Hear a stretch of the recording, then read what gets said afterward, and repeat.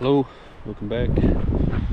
So today, it's Equipment Corner. I'm going to be going over how I paint a rifle. Yeah, I mean, this isn't the end-all be-all to it. There's certain things that I do that some other people don't. I mean, I'm painting an AR today, but this goes for like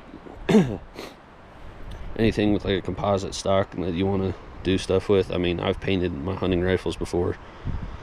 One thing that I did do is I taped my top rail. So this is just for like an AR, but I taped my top rail. That's where my optic is hiding. So I taped my top rail just in case I want to put stuff on there. I do have a suppressor mount, so I do have to tape that just so that way my suppressor, if I get one, seats on it. Taped off the trigger, taped off the forward assist, and taped off the charging handle. Threw a magazine in there so it doesn't prevent stuff from getting in the internals. But other than that, it's pretty simple. So yeah, I'm going to show you how I do it. It's a lot of fun. I'm going to probably bring you along for the ride, so to speak. Throw you on my head and tell you what, explain what I'm doing when I'm doing it. But yeah. Alright, so how most people do it, this is not how I do it, but how most people do it is they have a single base cover. Today I'm using Rust-Oleum camo.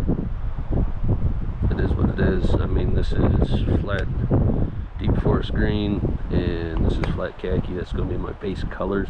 Where I got a lot of this information from is Garand Thumb. When it comes to just painting rifles, like I said, this applies to me, for me anyway, to anything.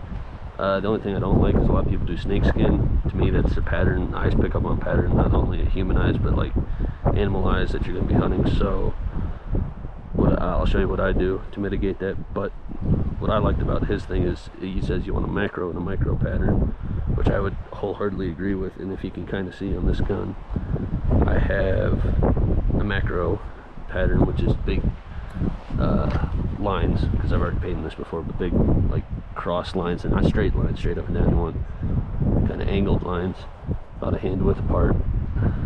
I do a little bit smaller, but about that big, and then come over with your micro, and I'll show you how I do that. But yeah, that's it.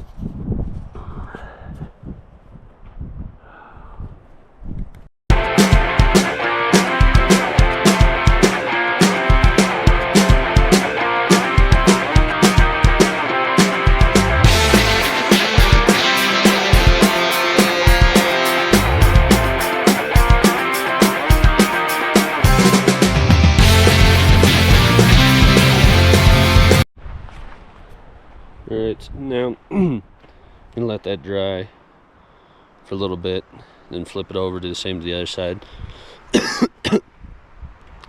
What I like to do is I like to alternate on each side. So how this side kind of started with green on the butt pad, I'm going to use khaki or brown on the other side and work my way up. I mean, there's still some stuff I can see right now that I might touch up a little bit, but for the most part, like I said, I'm gonna let it dry, do the other side, then I'm gonna show you like what I do and how I do everything. But yeah. Alright, so we have my gun dry. I've done both sides now. Now I'm going to show you how I put a micro pattern on it. Now,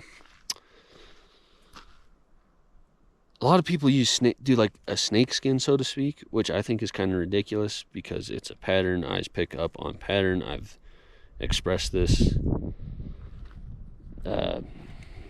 Yeah, I don't think it's really smart because they get like a laundry bag and spray over top of it. I'm not a big fan of that because, like I said, I think it's kind of stupid. Because eyes pick up on pattern. You see patterns, you pick up on them. I do random stuff. I got black here. That's what I'm messing with. But I spray stuff on my finger and flick it on it is how I do it, because it is completely random. Your eyes don't really pick up on it, and it's really good, I think. I mean, that's how I do all my stuff. I flick paint at it. I'm like what I call a redneck Jackson Pollock. But it is what it is. I'll go through my process with you, and I'll finish out this rifle.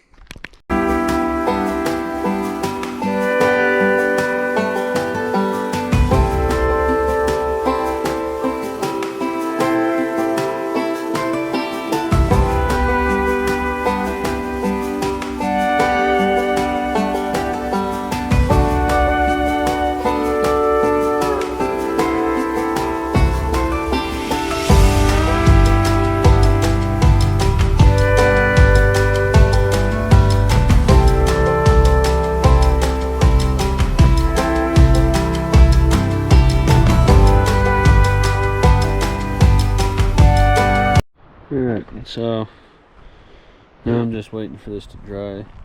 This is pretty much the final product. I mean, you can probably see here that the magazine isn't all that great, but I mean, it's the magazine.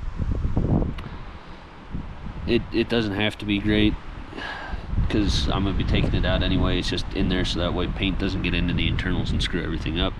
And that's why I taped off the charging handle and the forward assist and stuff like that. That's why I put the dust cover up, right? But I mean, this is what I did. I mean, you can kind of see like how it's all splattered. I did use some black, but like I said, I'm not a big fan of the whole, I don't know what you would call it, but the like snakeskin, because it's patterns. Eyes pick up on patterns. This randomizes everything. There is a big macro pattern that you can kind of see through everything that breaks it up, but it is really hard to see the actual pattern of all of this. So I think it's good.